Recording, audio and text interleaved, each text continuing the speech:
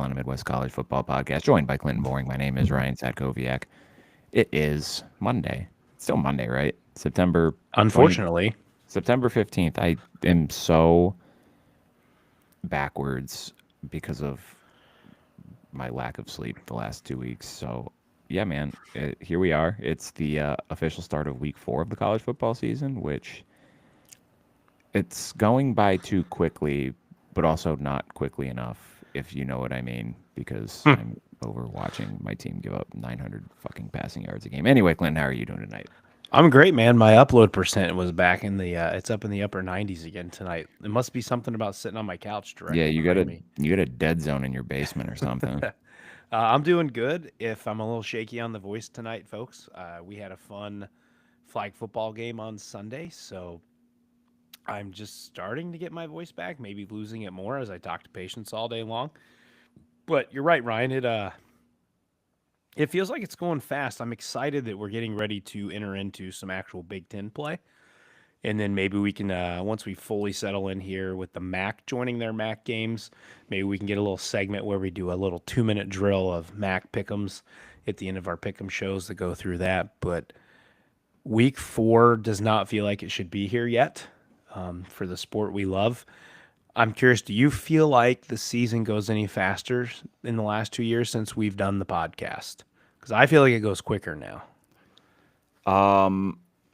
I mean, I honestly can't remember what last year felt like. I barely remember like It was 2 weeks such a ago. dream. I can barely remember last week, man. Like I do not have the capacity to remember that long ago. But how are you this evening then? I had You a getting more recovered? okay, so to postscript the weekend, I was remarkably hungover on Sunday. Which I guess is what happens when you angry drink 6% beers in like an hour after already having 3 beers during the previous 2 hours. And I was at the grocery store yesterday and I ran into one of my coworkers who I was 100% not expecting to see. And I felt very bad because I think that she thought that I was displeased to see her and I was just not in the right headspace to have a conversation with anyone at that moment in time. No, man, I woke up at 4:45 this morning and like a week ago, I put my coffee tumbler in my backpack instead of just like in the side pocket because I didn't realize that there was still a little bit of coffee in there. So I dribbled coffee in my backpack and I had thought that that had dried up because this was like 6 days ago. And I left my backpack sitting on our guest bed last night. And when I took my backpack off the bed this morning, there was a giant coffee stain on the duvet cover. So I got the pet spray to try to get rid of the stain. Again, this is 4:50 in the morning and it's not coming out. So I'm like, Jesus Christ, I'm going to have to do this fucking laundry right now because I don't want the duvet cover to be stained. So I take the duvet cover off, which if you're a man like me and has never like done this before in your life until you had a woman live with you, it is the most annoying thing on planet Earth to don and doff a duvet cover. But anyway, I get this thing off, and then I see that the coffee has seeped through onto the actual comforter itself, which is not supposed to get washed. Again, that's the purpose of the duvet cover. So I'm like, Jesus Christ, I got to throw this bulky ass thing in the washer now. And then I look and I see it got through to the top sheet and the fitted sheet as well. So it was between 4:50 and 5 in the morning. I had to strip the entire guest bed and put it in the washer. That's rough. It was not a fun start to the day. How Anyway. many pillows does Sam put on your bed? Um, so 2 of them are there, and I don't. It's like not really her choosing, so I can't like blame her for them because it's just like for the You know how? Do you guys have a duvet cover too, like for your comforter? Nope. Oh, well, they're like it's like decorative pillowcases, so we just have like 2 decorative pillowcases that sit at the top. Then I have 2 pillows. She has 2 pillows and 2 quote unquote hug pillows.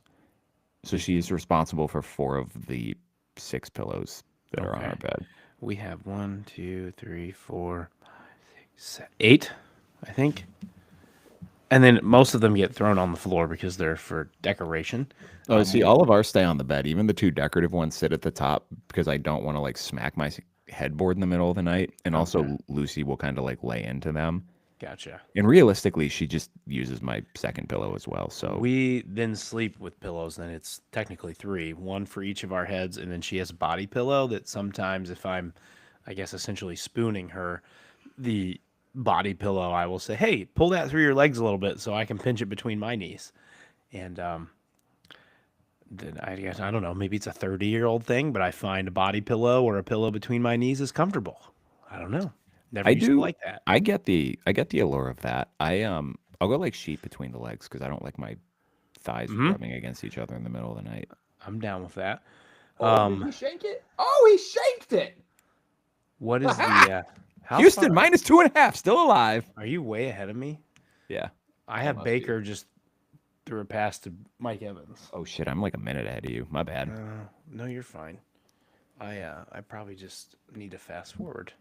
Oh, it could be. Yippers. There we go. Yeah. I'm You want to hear the downer to my Sunday after this before we get into our rolling player of the week? Is this Bengals related? Yeah, real quick. So they weren't on national TV here in Columbus. Brutal. So it was Browns, Ravens, Seahawks, Steelers. I was like, what the fuck? Why do I have to watch the Steelers when my team plays in Ohio? So I'm like, I don't really want to listen to it on the radio, but I will. But Elliot was really looking forward to watching the game with me. So I felt bad. So I'm like, all right, let's see this Sunday ticket thing. And I discover I had a 7-day free trial Oh, of Sunday ticket. So I got to watch the Bengals, like I should have, only to watch my quarterback have to have a grade 3 turf toe injury, which requires surgery, which only happens in 10% or less of cases of turf toe. But anyways, that's how you know your franchise is cursed. You might not be Cursed. Browns cursed, but you're still pretty cursed. absolutely. But yeah, I got a free trial of Sunday ticket. I've never had that in my life.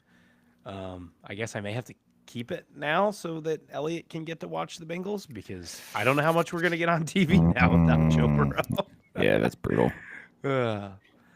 Anyways, You're wasting my defensive coordinator.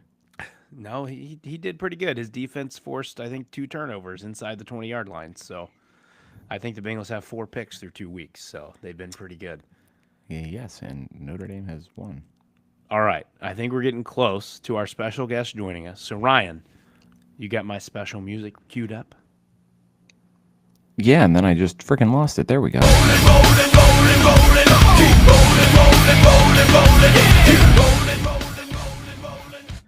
So I had to do a little digging this week. Not to say that performances weren't as fantastic, but I thought I was going to have to go Justice Haynes times 2 already, Ryan, because he had another good week for the Michigan Wolverines. Let me get my slow ass up here to look at his numbers.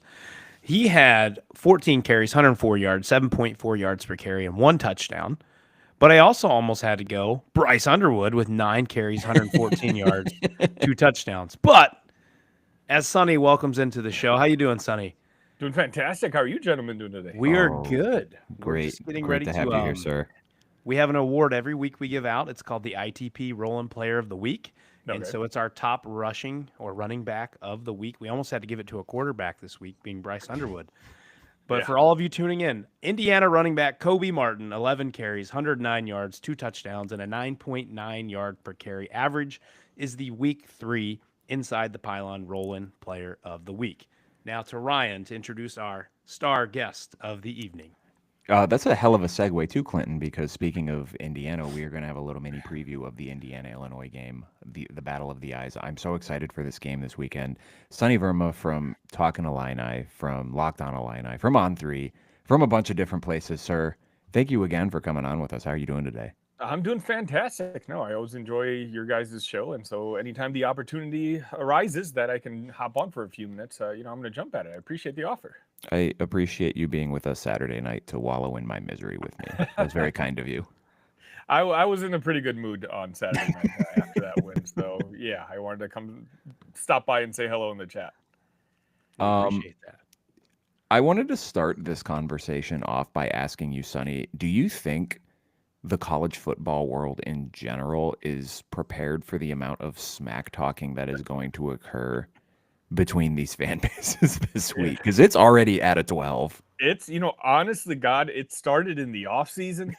Just Illinois and Indiana. I mean, you talk about 2 basketball fan bases that are as rabid as you can find. And now that both football programs are on the up and up as well. You're just talking about a collection. I mean, the Indiana folks, like, they don't have a good basketball team to cheer for, right? So they've had this bundled up energy for seemingly 15 years now, wanting to lash out at somebody. And now that the football team is decent, they got a Kurt Signetti as their head coach who is talking the talk, and they're just kind of following their leader. And so, yeah, I mean, it's one of those where, unless you're a Big Ten fan, if you're a Big Ten fan, you probably, caught a glimpse of this every now and then during the off season. But I can't imagine if you're like an SEC guy and you're probably going through your timeline wondering where these Indiana and Illinois memes are coming back and forth. But this is what college sports is all about too.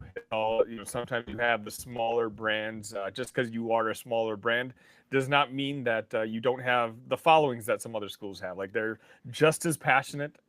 They know just as much about their teams. We just don't get to be involved in these big game conversations as much. So when we do, we don't take it for granted. We try to go all out. I'm really, really upset that College Game Day decided to go to the Billy Napier pre-funeral instead of this game, because this felt just like a fantastic opportunity. Like, that's, like you mentioned, like, this is what college sports is about. Like, and that feels like what a show like College Game Day should be about, where you're showing new things, you're promoting fan bases that don't get the spotlight. And it's not even like performative in this instance. It's a bona fide top 20 game. There are significant Big Ten title aspirations and playoff aspirations on the line in this one. And I get it's not a Big Ten property network, but that just kind of felt like a missed opportunity from my point of view. Yeah, it's frustrating. We are all kind of hopeful. Illinois is one of, I think, 3 schools that Game Day has never visited in their history. And it's frustrating because, again, we do have a fan base who can make a good show out of it. But if I'm being honest with you, and maybe slightly selfish, maybe it's a good thing since the game is in Bloomington, that Game Day decided not to be there. The following week, if Illinois is able to prevail in a victory this Saturday, we've got USC coming into town, and USC is a bigger brand and something that someone like Game Day might be interested in. And if it's not USC, and if Illinois, again, I'm not saying they are, but if we're fortunate enough to win the next 2 games, including USC, then Ohio State comes to town. And you're talking about a potential undefeated matchup between, at that point, it could be 2 top 5, top 6 teams, especially if Illinois can look impressive against Indiana and Ohio State. And then maybe, Game Day is going to have no choice but to recognize that, hey, you know what, maybe we should just give Champaign a shot. But again, I'm not even taking this game for granted against the Hoosiers. So, just because I'm talking what I'm talking, I know Brett Bielema, he's going to get those coaches, the players in that locker room. It's 1-0 every week. That's all that matters. And I'm just really looking forward to watching this game. I think Game Day should have it on its radar. Even, God forbid, Illinois drops just one of these games, being Indiana or USC, because it's almost like a scenario of if not now, when. Like, right. We don't know what the future holds for Illinois next year with what they may lose and given what they brought back this year. So if they can keep it to no loss or 1 loss to bring in, I'm sure if Ohio State keeps winning, they will be the number 1 team in the country. Then get your butts there and get there for the first time. My initial question for you, Sonny, is just your thoughts on the first 3 game kind of summary performance for the Fighting Illini as we get ready to head into this monster matchup this weekend. It's funny being, I don't know if this is like, I call myself like a figurehead in the Illini, space, I guess you can say. If you take a look at my timeline, the Talk Illini Discord I have set up, you would think, if you didn't know the final scores of these games, that Illinois was 1-2, barely squeaking by every single week. And, Illinois is not only 3-0, you know what they say, good teams win, great teams cover. And Illinois has covered all 3 weeks. And sure, they don't look flawless at this point. There's certainly things that they're going to have to work on. But I do feel like a lot of the Illini fan base has a sense of PTSD, just being unfamiliar about where we're at right now. And, it's not that we haven't had good teams before, but we've never had the combination of a good team plus a really good head coach who really seems to know what he's doing and what he's talking about. So right now, this is like unprecedented times for us. And, we're waiting for the other shoe to drop. I know I've been watching, the Indiana fans and the Illinois fans go at it. Indiana fans think they're going to win. They're going to roll 70-34. Whereas Illinois fans, at least I'm gathering a little bit more of an uneasiness. And it's just, 3-0 is 3-0. And quite honestly, I don't know how many teams out there have as good of a resume as Illinois does. I'm not saying they're top 5 or top 10, but again, they've beaten solid teams and they've beaten them convincingly. I believe in the last 2 games, this after some halftime adjustments that Brett Bielema and that coaching staff do, we've outscored our opponents 59-6. And, we're 3-0 in our non-conference schedule for the second time in 2 years when we hadn't done that in a while. Mm-hmm. It's just one of those where, as you get better, you still want to think back to how things were. And that's what was kind of the message of my post game after the game against Western Michigan on Saturday was, hey, you know what? It's different times now. It's like, we can acknowledge the weaknesses, but also embrace the positives and how good this team actually is. And, the 4.5 spread towards Indiana, I guess I'll ask your guys' thoughts on it. Indiana's been blasting everybody. Mm-hmm. And so even 4.5, the fact that this game is in Bloomington, I think Las Vegas is actually respecting Illinois a pretty great deal here. Yeah, what's the rule of thumb? Like 2.5 to 3 points for home field. So you put that on a neutral field, and it's essentially slight IU favor, maybe even a toss up. Mm-hmm. I think too, if we pay a lot of attention to every team. Indiana has not looked overly impressive in the first half of any game until this past week. And that's something we talked about in the post-game show was I've been waiting for it, and it finally happened. And where I think Indiana can be most susceptible is that offensive line. I've seen them not block great, and they did better this past week. Now, Indiana State is not a tough foe, but in the 2 weeks prior to that in the first half, they really struggled. So if Illinois can generate pressure, and this was one of our keys before the Duke game, is improving upon getting pressure on the quarterback, which they did.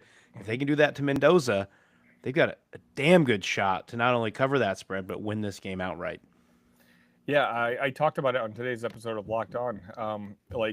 If you had told me this team was 3-0 and looking as good as it was, I would tell you one of the major reasons was just how well Brett Bielema and the coaching staff did in the transfer portal when it comes to our defensive line. Our top 2 players, James Thompson Jr. and Adujai, I will screw that name up.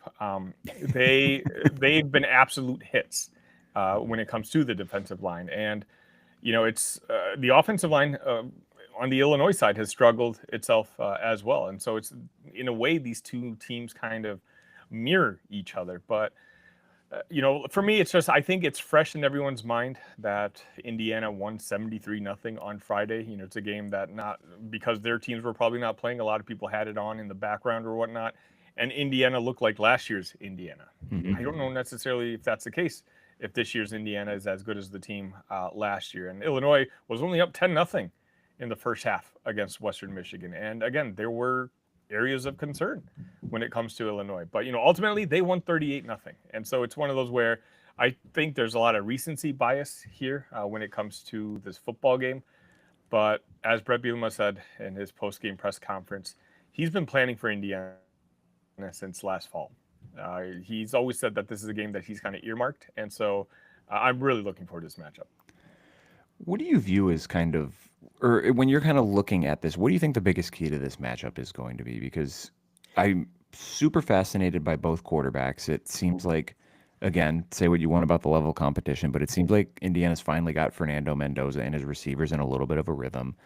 They've gotten someone outside of Elijah Sherratt to step up out wide with Omar Cooper going off last week. But then you look at the Illini side. Luke Altmaier's playing very well. He's protecting the football, has not thrown an interception through three games. And when we talked in the preseason, our biggest question around this offense was who's going to step up out wide. And I think, I'm not going to speak for Clinton, but I thought it was going to be Hudson Clement, the West Virginia transfer. And in rolls Hank Beatty, who's got 19 catches for almost 300 yards through 3 games this year. He's been awesome, and that's not even also including the long punt return for a touchdown. He's a dynamic player. So that's a guy who's giving this Illini offense an extra pop that we probably didn't know that it had heading into the season, but were maybe optimistic that something would step up to kind of show that. Yeah, I mean, we don't have the top two guys from last year, in Pat Bryant and Zachary Franklin, or even the year before in Isaiah Williams and Casey Washington. But this year, Hank Beatty kind of had his launch in that bowl game against South Carolina. He had a fantastic game then, and a lot of the inner circles were mentioning him as possibly as a guy who can make that jump this year. And he certainly has. He's been arguably the MVP of Illinois over the first 3 games. And behind him, you're kind of seeing a collective, a bunch of young players making plays. Colin Dixon should have 3 touchdowns, but Luke Allmeyer's just kind of misfired on all 3 touchdowns. So the narrative around him would be a lot different had those two been able to connect. Justin Bowick was my flag player coming into the season. I thought he would be a dynamic playmaker, a guy who can score touchdowns, and that's exactly what he's done for over the first 3 games. Now, he got hurt against Western Michigan, so I don't know if he's going to play or not. But even Hudson Clement, I was watching the All-22s the other day. These guys are getting separation. It's just, I think 2 of our 3 games, we've had 8 people catch passes for Luke Allmeyer and that Illinois offense. I think they're just keeping things very vanilla because we know how important this game against Indiana is in week 4. And I'm really looking forward to seeing what the bag of tricks that they're going to have is. To answer your original question, what the key is going to be, it's going to be that first half. Both games, or at least the last 2 games, we've started off really slow. In the Duke game, the Duke was a better team in that first half. But Brett Bielema, Barry Lundy Jr., Aaron Henry, they made adjustments at halftime, and we look like a top 5 team in the country in the second halves of the games this season. But you can't look that way, and you can't start off slow against Indiana because you can blink and you're going to be down 21-3. You're going to be down 21-7, and it doesn't matter what kind of adjustments you make at halftime. Indiana's the type, they have the firepower to not let you catch up.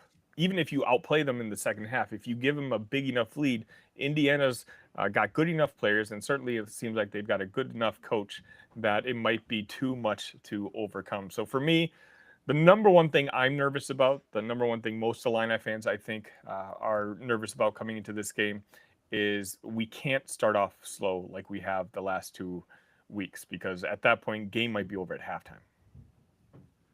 Yeah. Any big concern with the weapons outside, and mostly it's been Waffle House and Omar Cooper this week, and how the Illinois defensive backs are going to match up against those guys, or maybe how the defense will plan to attack, sit more zone.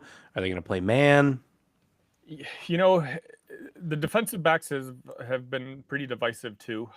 The fan base is kind of frustrated with what they perceive as, Duke being their wide receivers getting open. But Duke has a really good quarterback themselves, and they quite honestly have some really good wide receivers. And I think that our coverage did a really good job against Duke, but it just so happens that when you give a star quarterback too much time, eventually he's going to find someone. We desperately need Jaheim Clark back. He was supposed to be a starter coming into this season. He was a surprise scratch from week 1. Then that carried over to week 2, and then we thought he was going to play in week 3, but he didn't play in week 3 either. Now, Brett Bielema says, depending on when you're listening to this, that he's going to try to practice on Tuesday. If Jaheim Clark is playing, then all of a sudden that the secondary looks all that stronger. Caleb Patterson's a very good Big Ten cornerback. I don't know if he's a starter level, especially when you're talking about going up against some of these Indiana wide receivers. But, combine that, you have Xavier Scott on the other side, who had an all Big Ten performance against Western Michigan. It's going to be a really a good matchup in the sense that, it's a strength on strength type of matchup. So it's one of those things that I'm really looking forward to this game, just to see who gives up first. Last one for me. What's your gut telling you? What do you think is going to happen this weekend? I wish I had we're recording this on Monday. I am interviewing a couple Indiana folks on both Locked On Illini and Talk Illini, my On3 show. So I got to learn a little bit more on this team. But I will say that I've seen the adjustments that Brett, Barry, and Aaron Henry can do at halftime of the game. when you're telling me that those three guys have been planning for this game since last fall, I'm going to give them the benefit of the doubt. I don't have a score prediction yet, but I'm feeling like Illinois might come out smiling from this one. It's as a podcast host that covers all of the Big Ten and the obviously Ohio State fan of this podcast, it would be pretty sweet to see Illinois be undefeated and host Ohio State in a few weeks. That would be pretty awesome. Would give me stress, taking me back to 07 as we talked to you before with Juice Williams. I don't need that stress in my life. I don't want to have to come on this show on a live reaction show like Ryan and have to I don't know what you want to call it, but face my demons. I don't know. And but it would be pretty sweet. And again, I'm hoping this is a 7:30 game. This is perfect. I'll be able to get my kids up to bed. I'll pause the game, get my butt back downstairs. So Ryan, hopefully we can start on time because I might have to fast forward to get caught up. But I hope this is a last possession type game, or at least comes down to the last few minutes. This team gets a shot. That team gets a shot. Let's keep it close. Let's let all of America want to tune in for this game because we know the teams we're covering that they're good. So let's keep it close so that everybody else knows that these two teams are also good. Yeah, I think if this game is within a field goal, I feel really good about Illinois' chances. The last 2 years has been, Luke Altmaier. Luke Altmaier is the perfect quarterback for that sort of situation. When it comes to the fourth quarter, I don't know if there's any quarterback in the country I want more than Luke. And so that's going to be the key. Can Illinois keep it close? If Illinois can keep it close in the fourth quarter, I feel really good about our chances. But anytime you go up against Indiana, again, as I mentioned before, they just have so much firepower that, they can be up 2 touchdowns quickly. And then all of a sudden the energy in the locker room just kind of deflates. And we're, not looking forward to watching the rest of the game.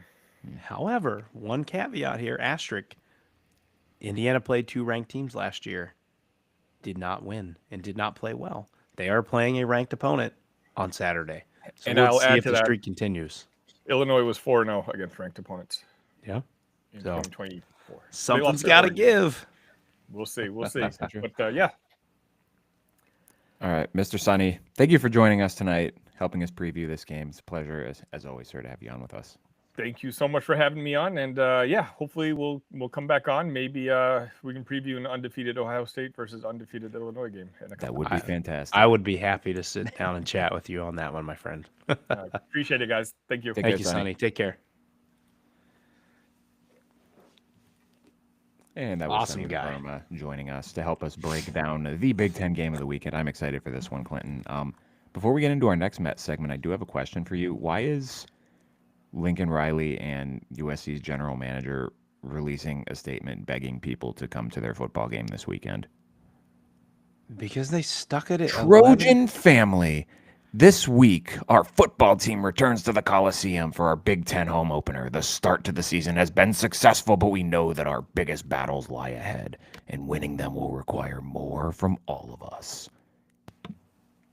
Well, if you gotta beg people to come to your fucking game at 8:00 on a Saturday night, Jesus Christ, listen, get man, out of here. Because they know they Clinton, are my playing team- Michigan State. My team might be 0-2, but at least we're not that pathetic. Yeah. We might not be able to stop a pass.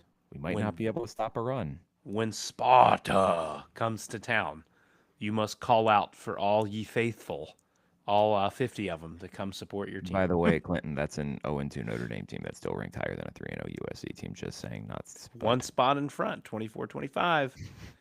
Although some of the But if we USC work fans- together, it will be unforgettable. See you Saturday at the college. maybe it will be a winless Notre Dame team versus an undefeated USC team, brother, when they play in October. Brother, if Notre Dame is winless by that point in the season, there will not be an inside the pylon anymore because I will retire from all college football consumption.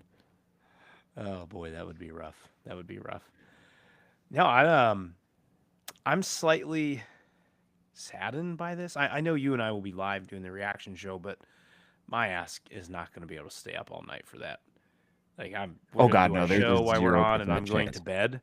And then sometimes you get those replays next morning. I might have to check it out, but with flag football being in the mornings on Sundays, like I gotta get some sleep, man. Yeah, I fortunately do not have hockey this Friday, but I played hockey last. I think I got because usually Friday is I got to sleep in day because I know that I'm not going to sleep a whole lot on Saturday. I think I got like 5 hours of sleep both nights this weekend, and I'm feeling pretty rough right now. I'm My not going to lie to stomach you. as well. Um, Absolutely. Well, this Friday, Ryan, I know we got the big one with Rutgers and Iowa too. So many good games this weekend. I'm gonna have to lean on you for this one because Lee and I's anniversary is next week, mhm. but we're actually gonna celebrate it this Friday night. So I will be out and about in Columbus, football turned off, so that I can spend time with my lovely wife, and might have to rely on you for the actual watching insight. I will, of course, read the stats, read the recaps, but the actual live watching portion will be on your shoulders. Wait, which game? Sorry, Sonny messaged us, and I was. Rutgers and Iowa Oh, I'm this gonna, Friday night. brother. Sam is out of town this weekend. She's doing something called a Ragnar race, which sounds miserable. It's like running 30 something miles over 11 hours. I don't know why she's doing it. But your boy's gonna be locked into football Friday Good. night, You all will be night. responsible for all tweets from the account Friday night, as I will be eating a lovely dinner with my wife. My wife, My it'll be me. wife. It'll be me and the dog. Lucy. We'll get some thoughts from Lucy, who I think is I will probably be kid passed out in the free too, corner. because we're gonna spend the night at a hotel in Columbus. I don't even have Ooh, kids. ooh. Wow, chicka, wow, wow. I don't think I have a good sound for that one. Uh, Okay, so next portion of this podcast is well, I guess it's kind of a pseudo mailbag because your questions are all technically user questions, aka the three people who listen to this podcast questions. AKA Clinton was lazy Well, and that's busy. fine. So I was billing this to Clinton as like a fake answer, fake questions, real answer segment where it's like kind of a mailbag, but it's just me asking Clinton questions and then opening the floor for debate on them. So I got 3 questions for you. I don't know how many you have for me, but we'll kind of 15. okay. That's I'm probably a just little kidding. I excessive, have but 4. I have 4. I just watched the Tampa Bay Buccaneer punter get destroyed. oh God, He got blown. Am I ahead of you now? that just happened like right before. I think Okay. you're a couple seconds ahead. All right. Clinton, you don't understand how badly I need the Texans to win this game by at least 3 points. Ryan's bets of the week. I took a fucking bloodbath this weekend on my bets. I think the only thing that I hit was the over on the Notre Dame game. Rutrow. It was bad. Well, since you've got 3 and I've got 4, why don't we let me kick off with Kirk's Sounds good. question, Ryan? Sounds great. So, from our loyal listener, Kirk, and our good friend, of the teams who have yet to play a P4 team in the non con, this is again referencing Big Ten, IU, Maryland, Washington, Penn State, and Rutgers, who is in for the biggest dose of reality now that Big Ten play is starting up?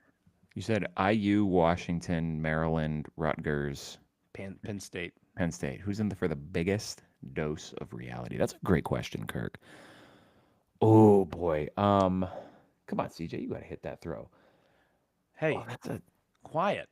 Am I ahead You're of ahead you? of me. How did I Yes. get ahead of you? I don't know.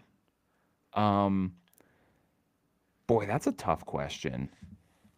As much as I've been kind of riding the train on him this year, I am gonna say Rutgers. Rutgers and Nathan Callie Manis. Do you Yeah, think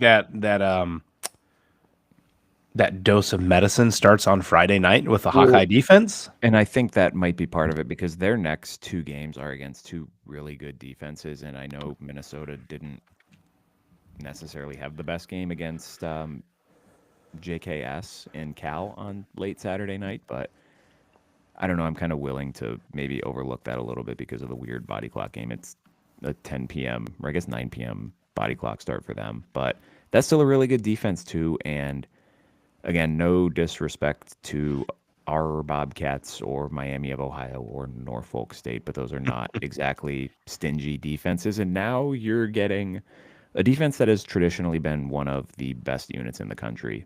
Well, for back-to-back weeks, I mean, I think Minnesota had a top 10 total defense and scoring defense last year. So those are 2 really good defenses. And then after your bye week, you are at Washington and you get Oregon. So Rutgers has been a real feel-good story this year. They have some explosion in the pass game, but if we're sitting here in the middle of October saying, Rutgers lost 4 straight games to open Big Ten play, I would not be surprised. Whereas I think Penn State, even their floor is, I mean, they're going to win their Big Ten games except Ohio State and Oregon. So I don't know that that's really a dose of reality. I think that's just kind of expected at this point. Maybe not among Penn State fans, and maybe some people think that they're going to win those games this year, but we'll see. I have one for you. I'm. Who's your dose? My dose is Indiana. Because you got through the Big Ten schedule last year without this is having true. to face these type of matchups. Well, that's true, and I mean, three.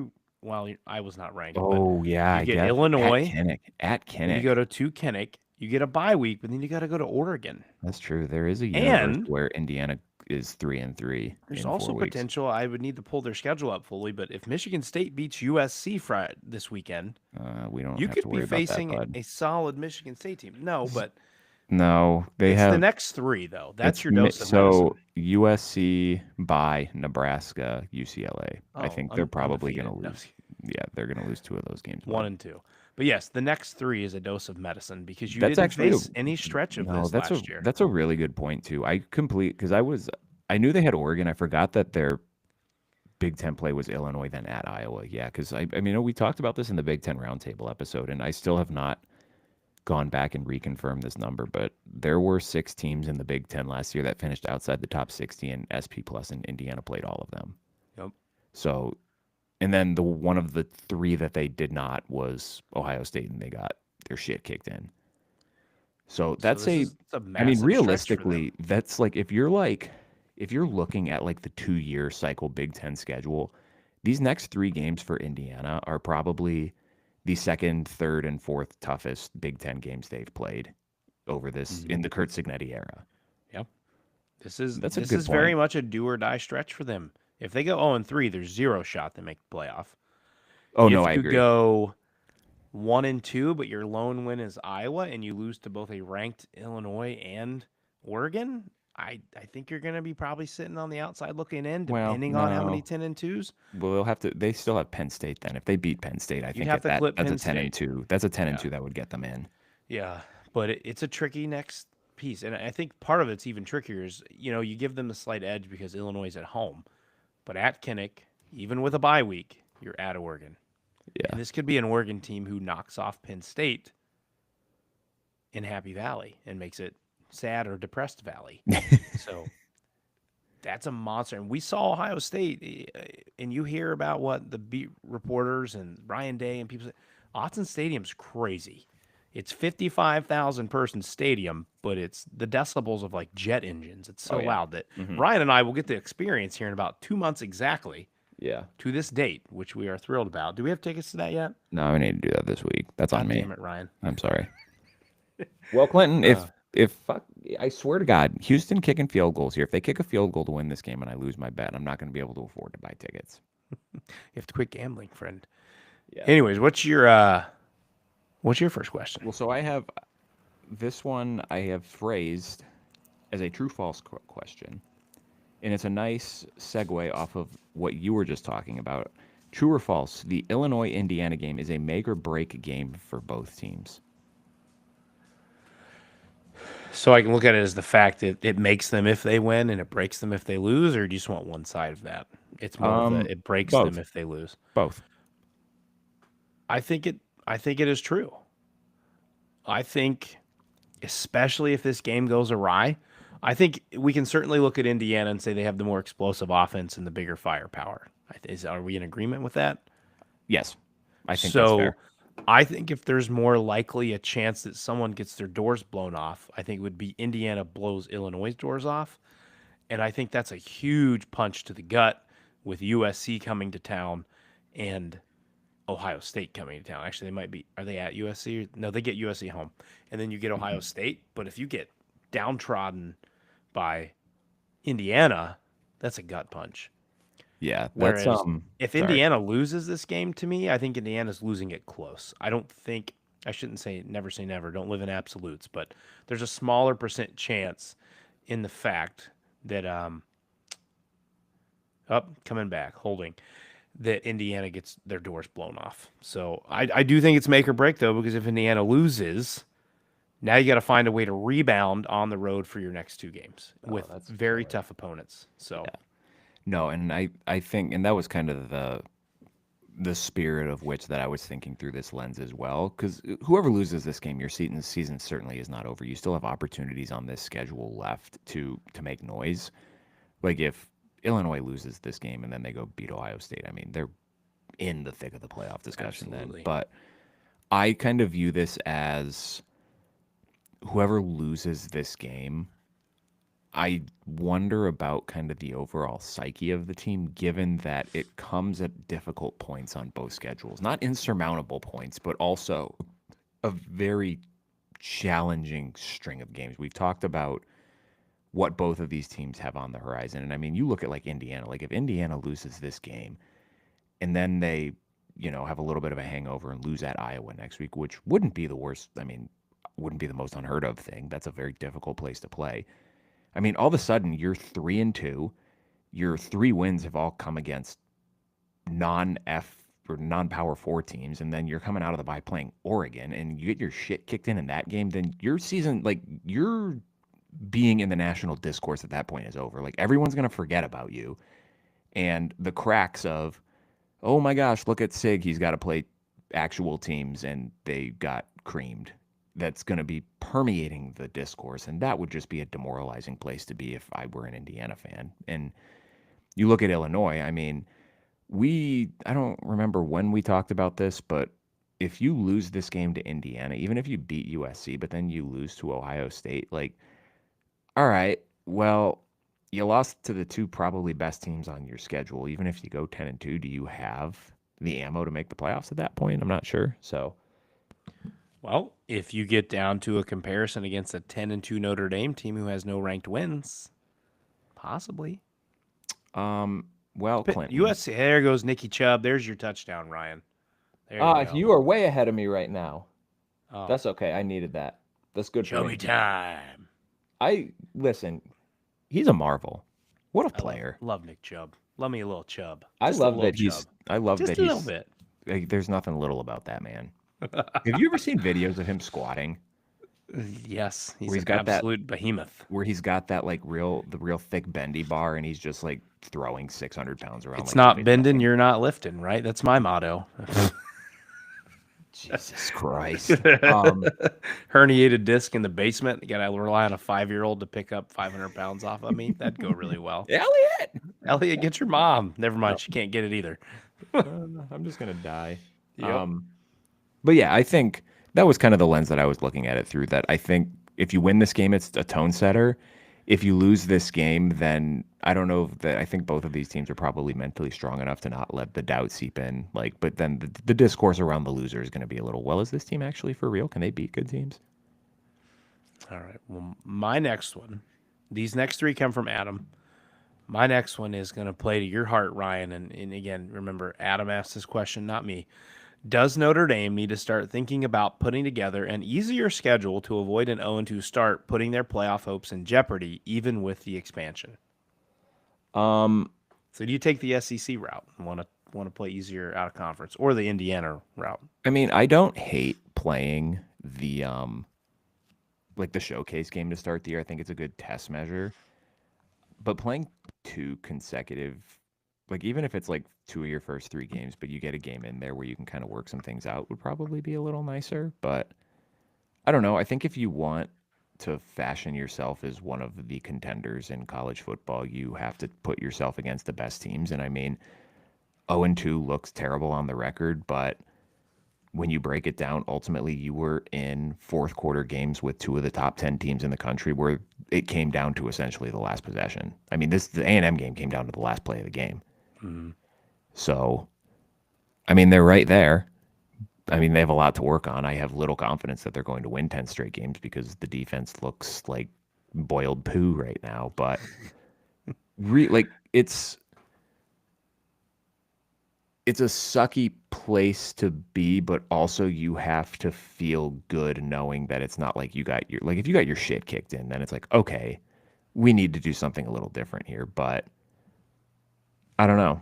I think given the limitations of your desire to be an independent program, like you kind of got to take what you get with the scheduling and got to get good teams in when you can.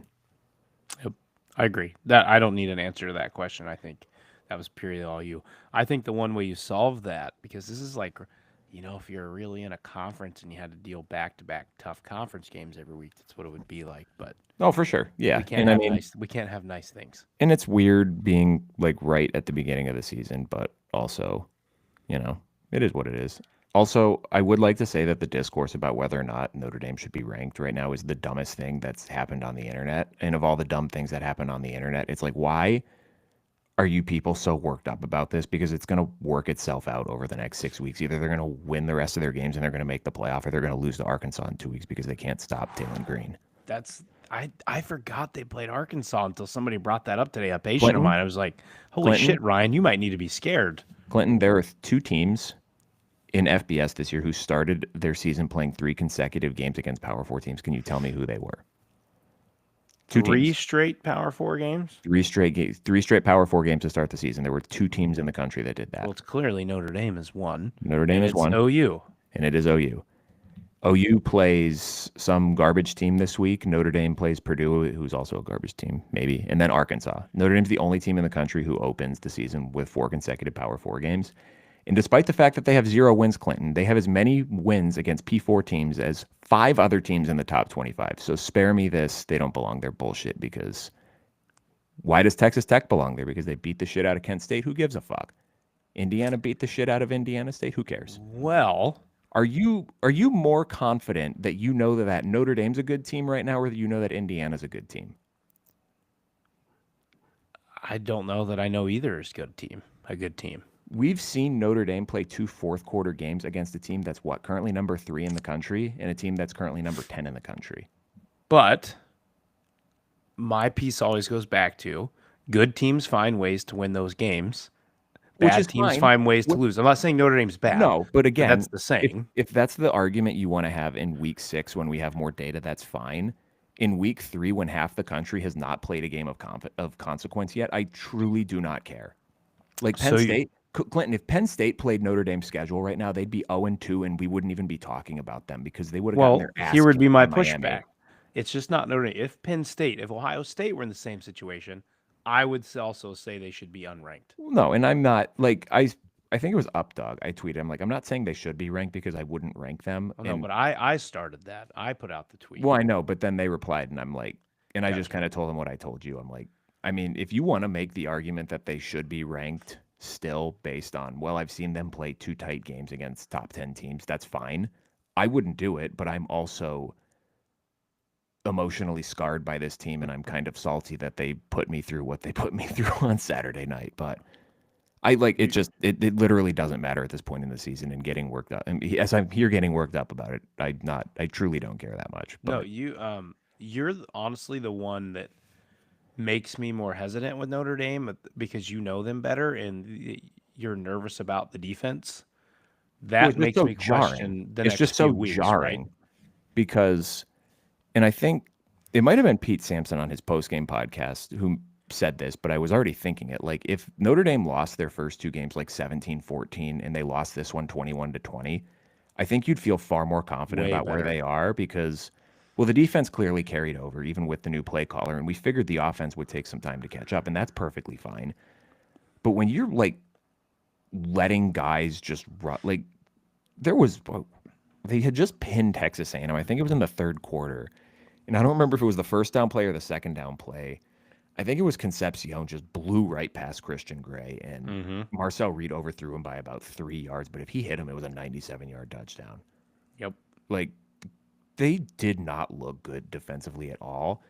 And the fact that has taken such a precipitous decline from where it was last year, I don't know how fixable that is, because I don't even know, like, if the issues are like scheme, or like you tried to change too much and the guys aren't understanding it, or they don't know what they're doing, or you're not teaching it well enough. But like, it's just so concerning how bad they've gotten so quickly there, that even though we know that they have shown in the not too recent past, or the pretty recent past, I said that completely backwards, that they can be an elite defense, like, there's not really been a lot of, other than Leonard Moore, there's really been nothing from this defense that I've seen that's been encouraging. And Leonard Moore is questionable this weekend because he got rolled up on and still somehow finished that game.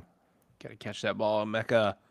Got to give it a little better pass, Baker. Well, to wrap this piece up, though, do you know the last time an AP top 25 team started 0-2 that they remained ranked, Yeah, Ryan? it was 1988 Michigan. Michigan. I've seen this. And they did not lose a game. They did not lose a 37 game the rest of the year. years. So there's usually, again, I think it would take some serious calculating or some good typing in of Google for us to get AI to fully answer this, but how many AP top 25 teams have started 0-2? I'm pretty sure, and Kirk can tweet at us on this, I think Virginia Tech did it once. I could be wrong. Yeah, But I feel like Virginia Tech's in there a year they dropped to like Old Dominion, and then they lost another one too. Yeah. But It is rare. It is rare. that can wrap up the Notre Dame. Ryan, I believe you are up with question 2 for you. Yes. True or false, Clinton? The winner of the Nebraska-Michigan game will emerge as the primary threat to break the Ohio State, Penn State, Oregon bubble for Big Ten title participation this season. The winner of it? The winner of it. True if Nebraska wins, false if Michigan wins. Why do you say false for Michigan? I just partially because I don't think Michigan's going to win. So Fair enough. I don't think that's going to be true for Michigan because Michigan's going to lose. Fair enough. I think I have a lot more faith in the rule of 3, being the year 3 of Matt Rule, and seeing past production with that and knowing it's a thing. I also think Nebraska's going to take it personal that they're a home dog to a team who got owned by Oklahoma on the road. And I watched a video of Matt Rule 2 weeks ago light this team's ass up against a MAC opponent because they didn't seem like they were taking it serious enough when they walked into the locker room. Mm-hmm. I've not seen other. Matt Rule seems like a great coach, but when I see something that lights fire with that, it seems like something's a little different. He knows there's expectations this year, and maybe this is the leap he makes to year 3 to get more. But Raiola looks great again. He hasn't played. Cincinnati's been his best defense. I get it, but I mean, I guess it could be true for Michigan if Underwood's going to utilize his legs. Yeah. If that's a component of it, sure. But here's the other thing. Freshman wants to utilize his legs, he's going to get drilled a few times too because he's going to know not when to get out of bounds or get down. And you will be playing better defenses than Central And Michigan. if you take that shot and then he's out, Michigan's done. They're done. Yeah. I think for me, I guess I would say true. We'll give it a full answer of true.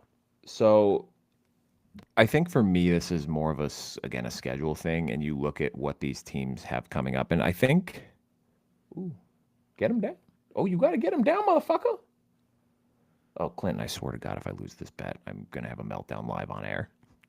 Just give me the Bucky Irving touchdown. But like after this game, Nebraska, they both have byes. And then coming out of that bye for Nebraska, it's Michigan State, Maryland, at Minnesota, Northwestern. Those are 4 very winnable games for sure. And then you're 8-0 before you play USC at home.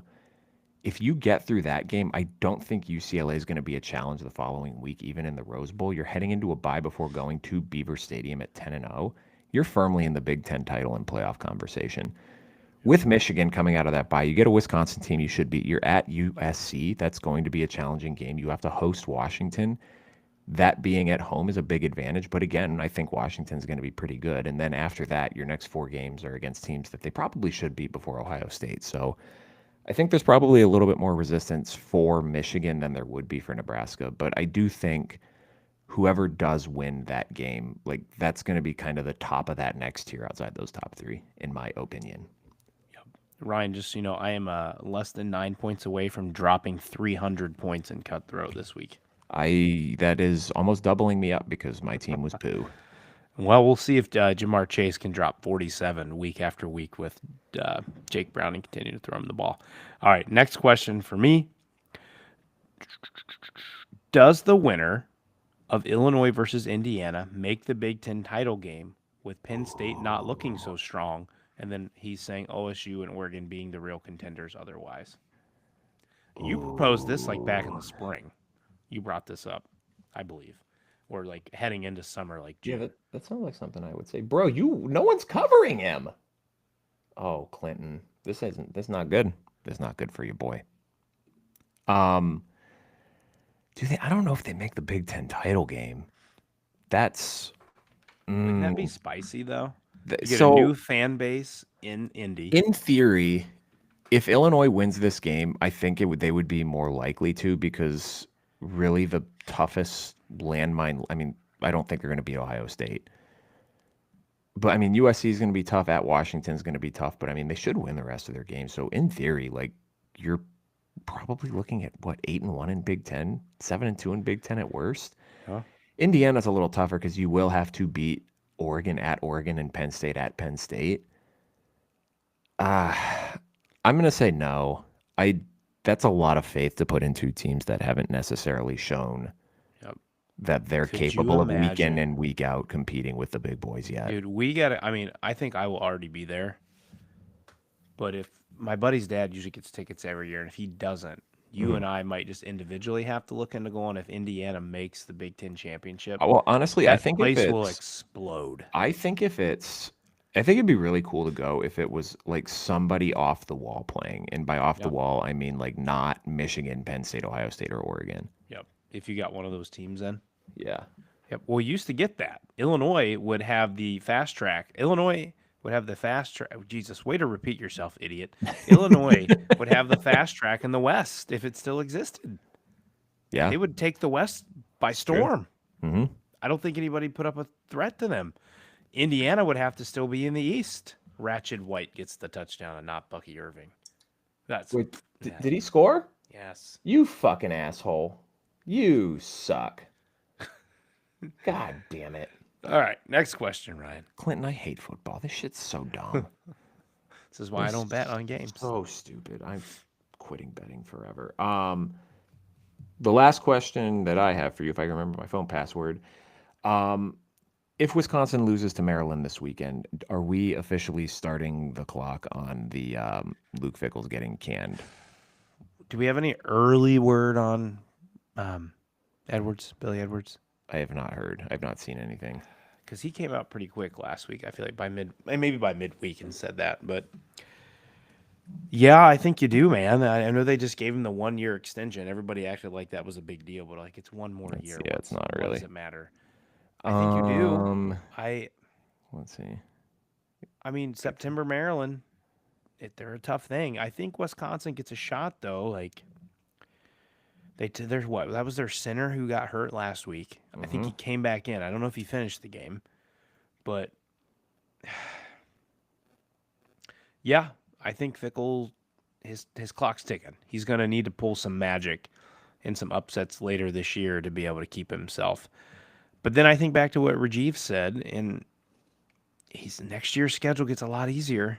It's true. I would assume Danny O'Neal will be your starter next year. He will have 2 years in the system, in which no quarterback has had yet under Luke Fickell's tenure. Okay, Braden Locke, obviously, but we're counting the transfer starters brought in. Hell, they can 2 years in the system, they can't get 2 games in the system. Yeah, no kidding. An injury. Final Destination movie 10 comes out and ends their career. But yeah, man, I think you would have to start. You're turning up the heat. Like if you got warmer seats in your car, I think we're putting it at least notch 2, maybe notch 3 all the way. What about you? I'm going to say, yeah, we're probably starting the clock. It sucks. Because, I mean, I get, you started 2-0 again, and you didn't look great against Alabama. But you lose, like, this is one of those few games on this schedule that are winnable. Because, I mean, we talked about that middle 4, right? Like, you got the 4 before the bye, you got the 4 after the bye, then you have another bye, and then you have 4 to end the season. I mean, are you confident that they're going to win after this week, that they're going to win any of their next 4 games? At Michigan, Iowa, Ohio State, at Oregon? It'd have to be one of the first 2.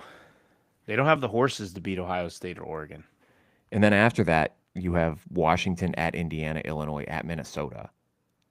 Oh my God, Like, you really think they're gonna slow down Jonah Coleman and Damon Williams and Denzel Boston? God, they may not win. They may not even win 4 games. Oof. That's tough. I think I penned them at 4-8, and I mean, I don't know if. That's with them getting the Maryland game though. Well, yeah, and I don't know that like I said, I don't know that I have a good grasp on like what expectations are for them in regards to like the administration, right? Like, hey, let's just get through this year and then we'll go into next year and kind of see what happens type of thing. But I have a hard time seeing that if they go 3-9 in year 3, people being too jazzed about him coming back for another year. Yeah, Even with the absolutely. schedule. Even with the schedule. But is it on the other side too of like, who's your replacement? Where do you go? I don't know. I mean, I do not know. well, where do you go down the pipeline? Barry Alvarez going to come out of retirement? You bring Paul Chris back? Maybe you bring Jim Leonard and let him be the head coach. It's true. So, all right. Well, last question for this evening. Again from Adam. Thank you, Adam and Kirk, again for contributing questions to the show. We greatly appreciate you. Will the seemingly failed UCLA and Nico experiment help reel the NIL overspending in?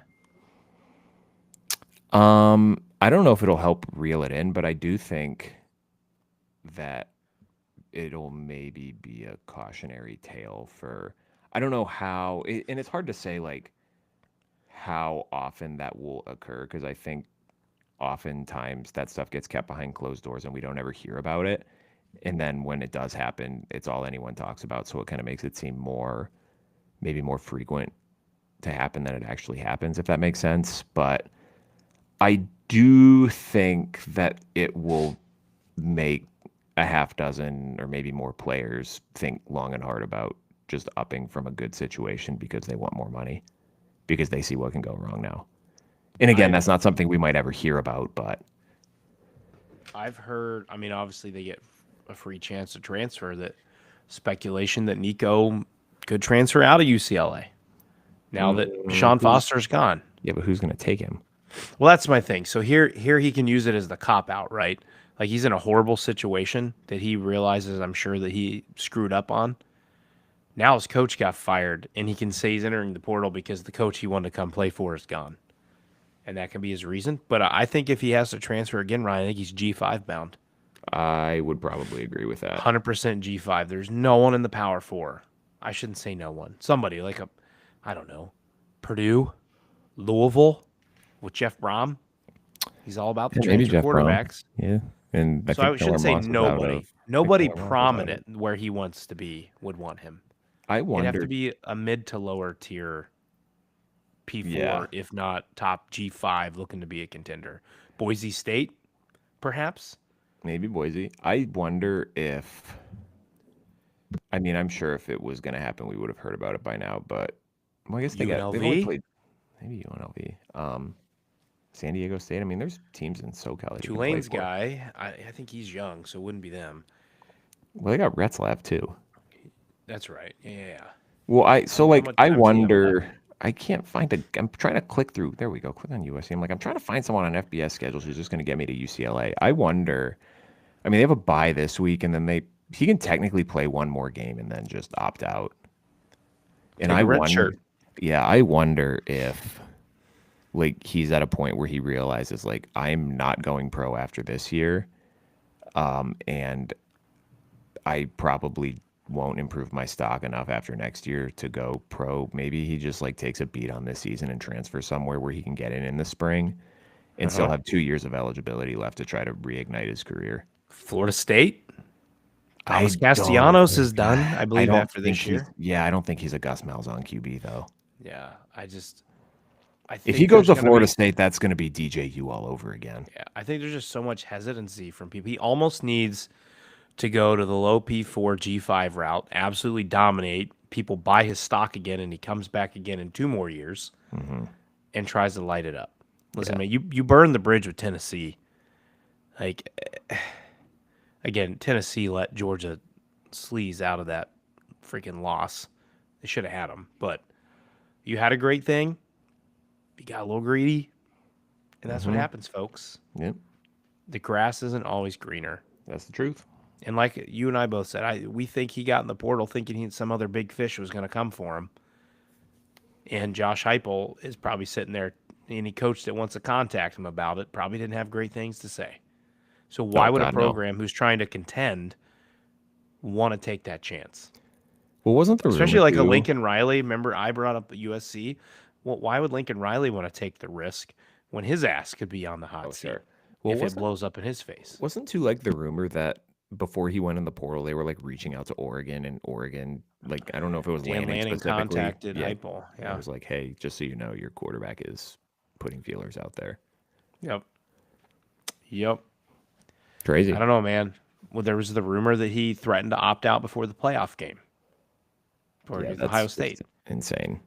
Now, he was the best thing they had in that game. He was about the only reason they scored any points, but Yeah, well, didn't Dylan Sampson get hurt like 3 minutes into the game? I think so. But he came back. He didn't play at all in the second half. He opted out for a business Well, yeah. decision. Well, in I the was gonna second say they half. were already down by 1 million by that point anyway. Yeah, he's got a great team. He's on now, the Cleveland Browns. Congratulations, Dylan. Good times. Cool, man. That is all I have for you tonight. Unless you have anything else for me. No, man, I'm excited for the pick 'em. We only have 8 games to pick this week, dude. Thank God. Not 18. Yeah, I'm listen. I Oh don't my even God, mind. Geno Smith picked to start the game. First pass. Good. I put one more wager on. Go we have a chat. Chargers. Bucks game was insane. You're right, Sebastian. It was insane. Hey, Sebastian, thank you it for was tuning in, my friend. very If you could, insane. while you're here, press subscribe, follow the show. We'd greatly appreciate you if you become a what's the word I'm looking for? A Subscriber? consistent listener, a subscriber, and a consistent listener to the show. Thank It you was for tuning in insane, with us. Sebastian, and my heart hurts because I really needed my Houston bet to win. And Sebastian and anyone else, if you guys like the bet stuff, check out our sponsor, Battle Bets. Battle Bets, yes. Before we go, jump into the Battle Bets app. That's battlebets.app/ITP. Join our betting game. Ooh, he's got Chargers for Survivor. Good start, man. I came in. Reese won week 1. Fucking Reese. Reese is the guy, the founder of the app. I came in second place. So even though my best bets of the week were terrible, I'm still better than all of you. So hop on into the game. If we get 40 people, I think we're at 11 right now. If we get 20, I think he said they'll put up $50. If we get 40, they'll put up $100. So there's cheddar on the line. You want to get in sooner than later because you can certainly make up points, right? Only the top half of Sebastian, I would have loved for you to have told me that like 4 hours ago, man. You can only the top half of finishers each week get points. So you can certainly make up some time here if you are good with your bets. So hop on in. And we would love to have you. As always, make sure you are subscribed to the show on YouTube at ITPCFB. Make sure you're following us on Twitter at ITPCFB. And if you're listening in your podcast platform, you know where to find us. But no, don't forget to follow the show there so you get notified as soon as those shows drop at Inside the Pylon, a Midwest College Football Podcast. Like, rate, review. We need more reviews. It'd be great. It would be really good. We'd really appreciate it. Thanks for joining us, guys. Sebastian, thank you for stopping by. If you have any good betting advice, please let me know. We'll see you guys Thursday night for the Pick'em Show.